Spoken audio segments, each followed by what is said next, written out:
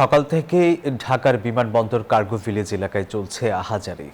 কেউ হারিয়েছেন জীবনের সব সঞ্চয়, কারো পুড়ে গেছে কোটি টাকার পণ্য। অনেকে হঠাৎ পড়েছেন জীবনের অস্তিত্ব সংকটে। ক্ষতিগ্রস্তদের দাবি, ঘটনার সুষ্ঠু তদন্ত করে যেন দ্রুত ক্ষতিপূরণের ব্যবস্থা করা হয়। আর অন্যদিকে অগ্নিকাণ্ডে ক্ষয়ক্ষতি নিরূপণের জন্য অর্থ মন্ত্রণালয় গঠন করেছে 5 সদস্যের একটি তদন্ত কমিটি। বিস্তারিত আবির হোসেনের রিপোর্টে।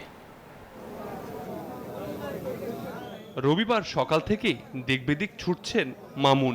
আগুন যেন পণ্য নয়, সাজানো জীবনটাই পুড়িয়ে দিয়েছে।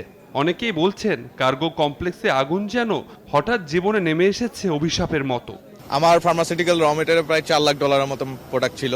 এখানে আমার মেশিনারি ছিল প্রায় 3 কোটি টাকার কাছাকাছি। গভর্নমেন্টের কাছে আমার খুব বান্ডেল থাকলে প্রতি সেনমানিতে টাকা বাঁচবে। বিকাশ সেনমানি বান্ডেল কিনে জিতুন প্রতি লেনদেনে। খুব আশা এবং রিকোয়েস্ট থাকবে যে আমাদের যে গভর্নমেন্ট যে ট্যাক্সগুলো আমরা দিয়েছি এটা যেন ডিউটি ড্রব্যাক যেন পাওয়ার ফ্যাসিলিটিটা থাকে। আমদানির সেই মালামাল ছিল কারো সংসারের ভরসা, কারো বেঁচে থাকার শেষ আশ্রয়। সরকার যদি কোনোভাবে আমাদেরকে এখান থেকে পরিত্রাণের সুযোগ করে না দেয় তাহলে আমরা হয়তো ধ্বংস হয়ে যাবো।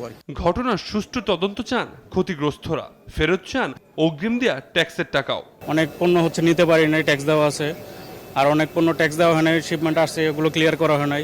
এগুলো তো মানে সরকার দিবে আমাদেরকে টাকাগুলো ফেরত আর কি, যেহেতু আমরা পণ্যগুলো নিতে পারি নাই। সঠিক তদন্ত করুক, তদন্ত করে দেখুক একসাথে 3-4 জায়গায় আগুন, এটা একটা রহস্যময় ঘটনা হইতে পারে। ধারাবাহিক এসব অগ্নিকাণ্ড পরিকল্পিত নাকি নিছক দুর্ঘটনা খতিয়ে দেখার দাবি ভুক্তভোগীদের। আবির হোসেন, নিউজ 24, ঢাকা।